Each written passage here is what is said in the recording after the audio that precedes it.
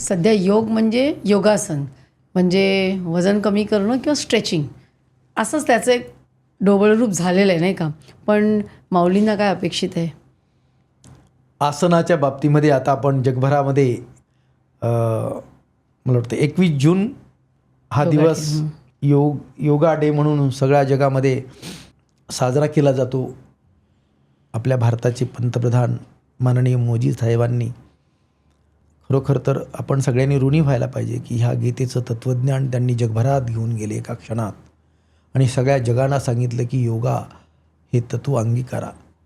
त्यांनी सांगितलेला योगा हा फक्त शारीरिक योगा नाही आहे, तर आपण या ज्या पद्धतीनं आता पुढं चाललेलो आहेत त्यातलं तिसरं तत्त्व जे आहे ते आसन.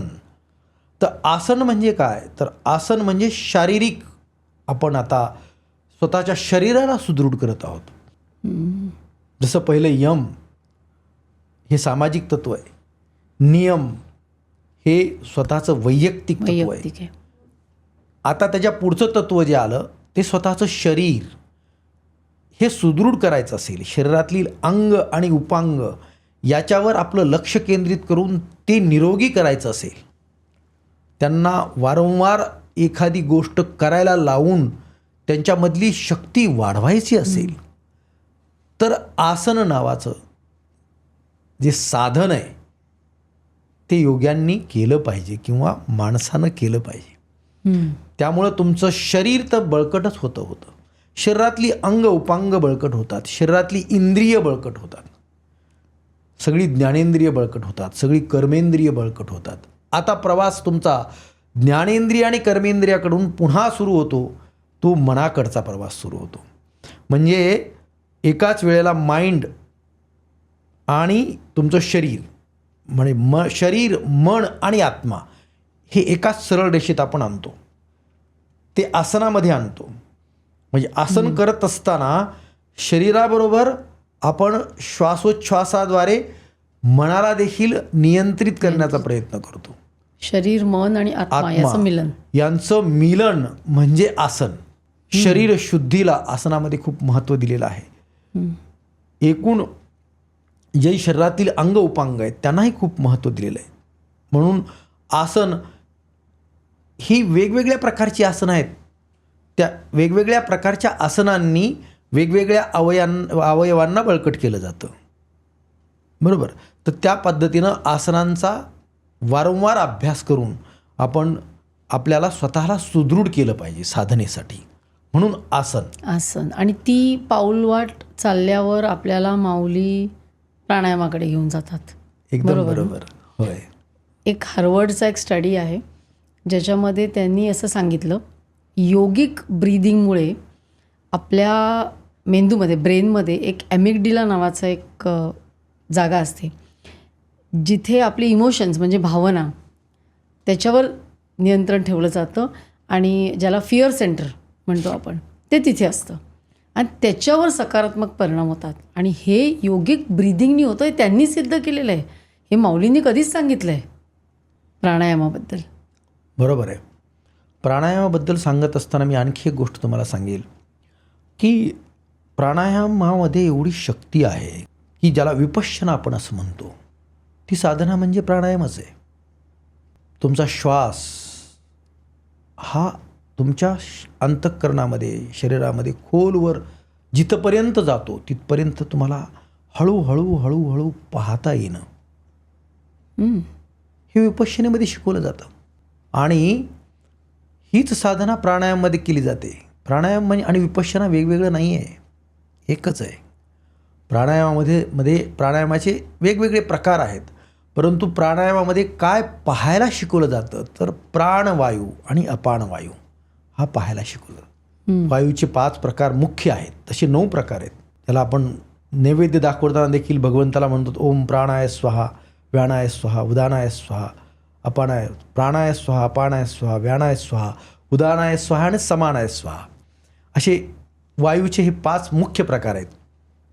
त्यानंतर नाग, कूर्म, धनंजय आणि आणखी एक प्रकार, असे 9 प्रकार आहेत एकूण वायूचे. तर त्यामध्ये प्राणवायू आणि अपानवायू. प्राणवायू म्हणजे आतमध्ये जाणारा वायू, जो आणि अपान वायू म्हणजे उत्सर्जित केला जाणारा वायू. तर याला त्रयस्थ पद्धतीनं पाहता येणं म्हणजे प्राणायाम. आणि प्राणायामाचे देखील अनेक उपप्रकार आहेत, त्या साधना आहेत.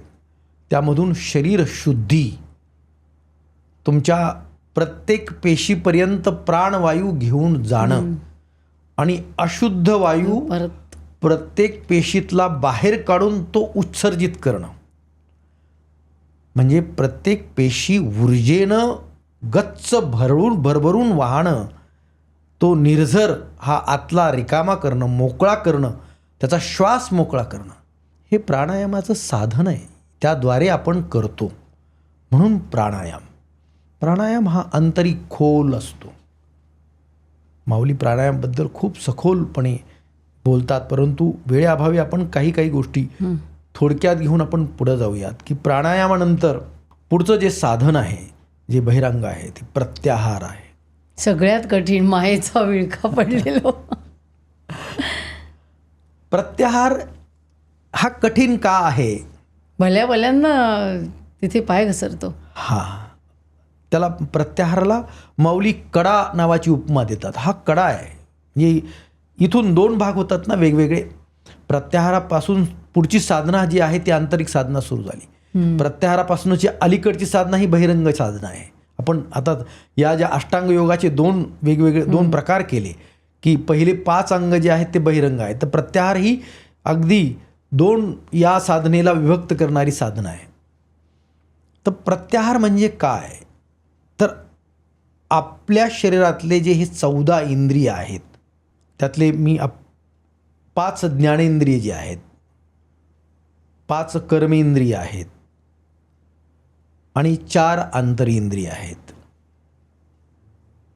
आता 5 ज्ञानेंद्रिय आपल्याला माहिती आहेत की डोळे हे ज्ञानेंद्रिय आहे, कान हे ज्ञानेंद्रिय आहे, ऐकणं, नाकानं वास घेतो तेही ज्ञानेंद्रिय आहे, जिभेनं चव घेतो तेही ज्ञानेंद्रिय आहे, आणि स्पर्श त्वचेनं कळतो ते ज्ञानेंद्रिय. हे 5 ज्ञानेंद्रिय झाले.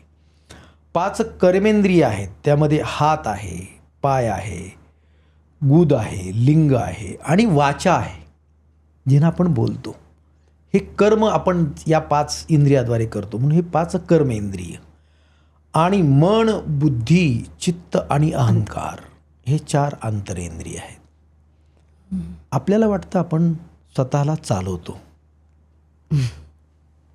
हा शुद्ध गैरसमज असतो आपल्याला हे 14 चालवतात, कंट्रोल करतात आपल्याला. आपल्यावर कंट्रोल ह्या 14 जणांचं आहे. आता बघा, आपण त्यांच्यावर कंट्रोल करतो का ते आपल्यावर कंट्रोल करतात? हे मोठं महत्त्वाची गोष्ट आहे. आपण या प्रत्याहाराच्या कड्यावर त्यामुळं तो उभेत की एकाच वेळेला मनामध्ये दिवसभरात संशोधन झालंय, वैज्ञानिक संशोधन, 60,000 विचार येतात मनामध्ये.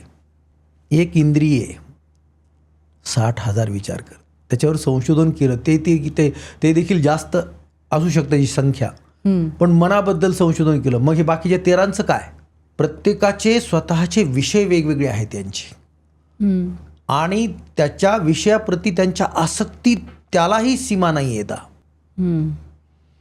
तर या 14 इंद्रियांना संयमित ठेवून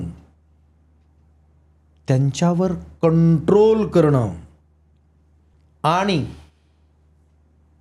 त्यांना त्यांच्या हद्दीमध्ये ठेवून चित्त एकाग्र करणं महाकठीण. हे महाकठीण आहे.